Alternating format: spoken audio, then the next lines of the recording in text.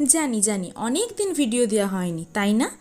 আরে কি বলবো, এত গরম পড়েছে, তাই নববর্ষতেও ভেবেছিলাম একটা সুন্দর ভিডিও করে ছাড়বো, কিন্তু সেটাও আর হয়ে ওঠেনি।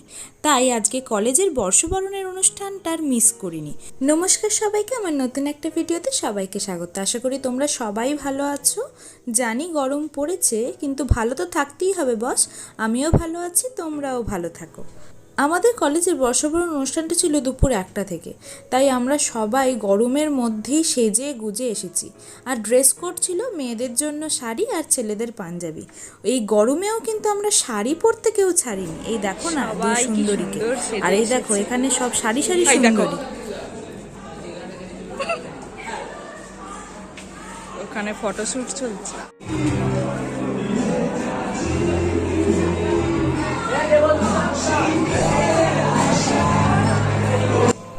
তারপরে আমরা সব বন্ধুরা মিলে অডিটোরিয়ামে চলে গেলাম। আর অডিটোরিয়ামটা এত সুন্দর সাজানো হয়েছিল, পুরো বাঙালিয়ানার ছাপ নজর পড়ছিল। খুব সুন্দর লাগছিল অডিটোরিয়ামটা।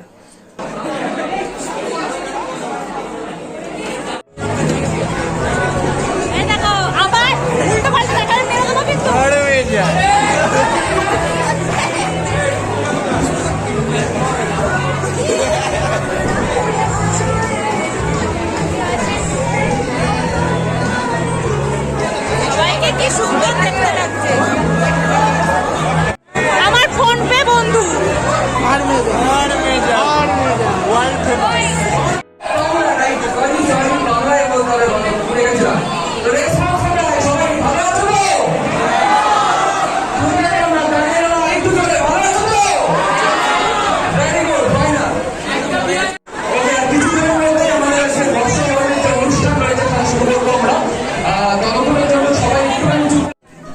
তারপরে সব বন্ধুরা মিলে মজা করতে করতে আমাদের বর্ষবরণের অনুষ্ঠানটাও শুরু হয়ে গিয়েছিল।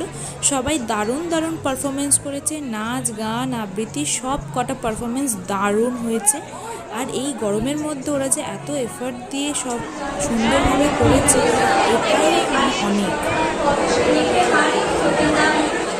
আমাদের কিন্তু কিছু সোশ্যাল রেসপন্স আমাদের মধ্যে এসে উপস্থিত হয়েছেন। আমাদের এখানে উপস্থিত হয়েছেন সুপ্রিম কলেজের কম্পিউটার সায়েন্স ডিপার্টমেন্টের head doctor Sunil Kumar Das.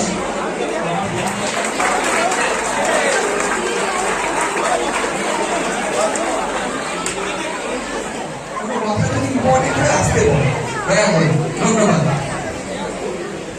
Professor তার মানটা এরকম দাঁড়ায়, আমরা পুরোনোকে বর্জন করছি, পুরোনো জিনিসপত্র ছেড়ে আসছি, তাই তো? এই প্রসঙ্গে কবি এবং চিকিৎসক পার্থপ্রতিম চৌধুরীর একটি কবিতা আমি আবৃত্তি করব।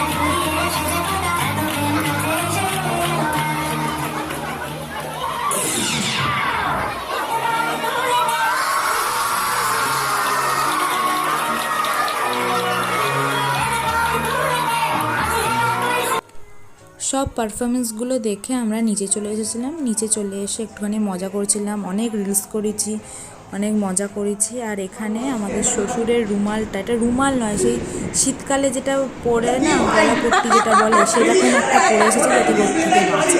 সেটাকে নিয়ে আমি ফেলে দিতে যাচ্ছি। রুমাল নয়, মুখে বাঁধার। সেই মুখে যেগুলো বাঁধে না। এবার বাড়ি যাব। Tata tata. এরা কারা চিনি না। Tata tata. এই এই উফ কি টাটা টাটা টাটা। সবাইকে টাটা।